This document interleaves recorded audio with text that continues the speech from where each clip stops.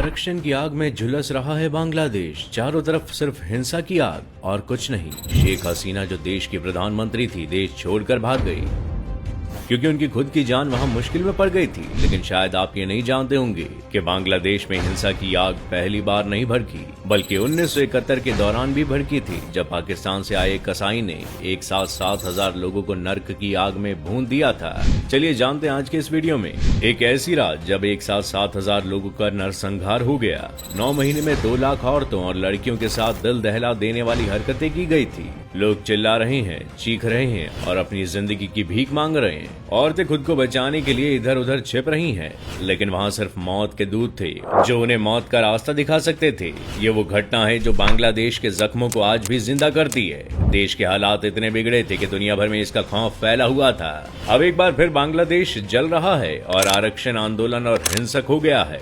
4 लाख लोग सड़कों पर हैं और 300 से ज्यादा लोग मौत को प्यारे हो गए। जहां एक तरफ देश की प्रधानमंत्री इस्तीफा देकर देश छोड़कर भाग गई, वहीं दूसरी तरफ अब यहां की सेना खुद अंतरिम सरकार तैयार करेगी। जहां सेना अपना एड़ी चोटी का दम लगाकर लोगों से शांति रखने की अपील कर रही है, लेकिन हालात फिर भी बेकाबू होते जा रहे हैं। अब इस बीच इन हालातों ने पुराने जख्मों को जिंदा कर दिया है, जो आज भी 7,000 मौतों का जिम्मेदार माना जाता है। यही नहीं, उसे बांग्लादेश के कसाई के नाम से भी जाना जाता है, जिसका नाम है टिक्का खान। टिक्का खान पाकिस्तान का पहला चीफ ऑफ आर्मी स्टाफ और 4 स्टार जनरल था, जिसका जन्म फरवरी 1915 को रावलपिंडी के पास एक गांव में हुआ था। टिक्का खान ने ऐसा उधम मचाया था कि उसका नाम सुनकर लोगों की रूह कांप जाती थी। टिक्का खान ने इंडियन मिलिट्री एकेडमी से पढ़ाई की और 1935 में ब्रिटिश इंडियन आर्मी में भर्ती भी हो गया। 1940 में कमीशन्ड ऑफिसर बनने के बाद जर्मनी के खिलाफ दूसरे वर्ल्ड वॉर का हिस्सा भी रहे और 1947 में जब भारत और पाकिस्तान का बंटवारा हुआ तो टिक्का खान ने भारत की बजाय पाकिस्तान को चुना और वहां की सेना में मेजर की पोस्ट भी संभाली। 1965 में हुई भारत पाक युद्ध का भी वो हिस्सा रहा। बांग्लादेश का बुरा वक्त तो तब शुरू हुआ जब 1969 में पाकिस्तान में याह्या खान ने राष्ट्रपति की गद्दी थामी। ये वो भयानक दौर था जब बांग्लादेश के अलग होने की मांग तेज हो गई। बांग्लादेश को पहले ईस्ट पाकिस्तान तक कहा जाता था।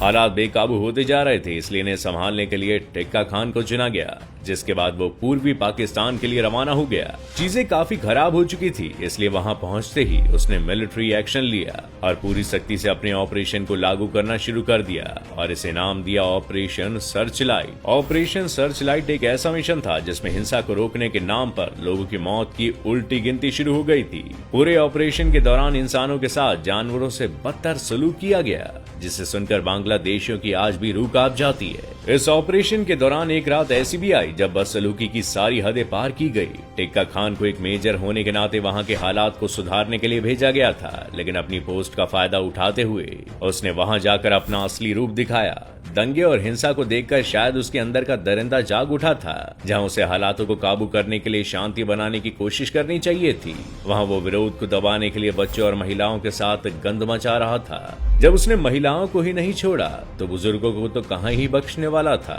उसने उम्र का लिहाज न करते हुए उन्हें भी मौत के घाट उतार दिया। एक रात में उस कसाई ने 7,000 लोगों का नरसंहार कर डाला। साल 1971 की इस वारदात से आज भी बांग्लादेश सहमा हुआ है, और सहमे भी क्यों ना, क्योंकि 9 महीने के अंदर 2 लाख औरतों और लड़कियों का बेरहमी से कर हत्या, जिससे सिर्फ बांग्लादेश क्या दूसरे देशों में भी सुर्खियां बन गई थी। इस बर्बरता को देखते हुए टिक्का खान को बांग्लादेश का कसाई कहा जाने लगा। कुछ समय तक ऐसे ही बर्बरता चलती रही, लेकिन जब बांग्लादेश में हालात नॉर्मल हुए तब टिक्का खान पूरी दुनिया में बदनाम हो चुका था। उसकी जो पहले इज्जत हुआ करती थी, इस घटना के बाद वो लोगों की नजरों में सिर्फ एक हत्यारा ही था। वो पूरी तरह दुनिया में बदनाम हो चुका था और पाकिस्तान के लोगों ने भी उसकी इस करतूत की बुराई की थी, और करते भी क्यों ना, क्योंकि टिक्का को पूर्व पाकिस्तान में शांति कायम करने के लिए भेजा गया था। लेकिन वहां जाकर उसने हालात और भी ज्यादा भयानक कर दिए। लेकिन टिक्का इतना बेशरम था कि इतनी बदनामी के बावजूद भी उस पर कोई असर नहीं हो रहा था।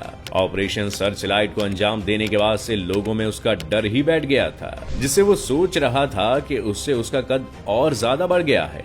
एक तरफ से इस मामले में वो अपनी जीत समझ रहा था, वहीं दूसरी तरफ उसकी नौकरी में भी उसको प्रमोशन पर प्रमोशन ही मिलते जा रहे थे। करीबन 4 साल तक इस पद पर रहने के बाद वो रिटायर हो गया और फिर एक दिन इस कसाई का अंत आ ही गया और 87 साल की उम्र में 28 मार्च 2002 को रावलपिंडी में टिक्का खान की मौत हो गई। पर चाहे कुछ भी हो, आज भी बांग्लादेश का इतिहास इस कसाई के नाम से दहल जाता है और वहाँ के बूढ़ों से लेकर बच्चों तक को 1971 की ये दिल दहला देने वाली कहानी पता है। अब आप हमें कमेंट करके बताइए कि क्या आप पहले इस बांग्लादेश के कसाई के बारे में जानते थे? हमें कमेंट में जरूर बताएं और वीडियो को लाइक और शेयर करें और ऐसी कंटेंट के लिए डू फॉलो फैक्टिफाइड।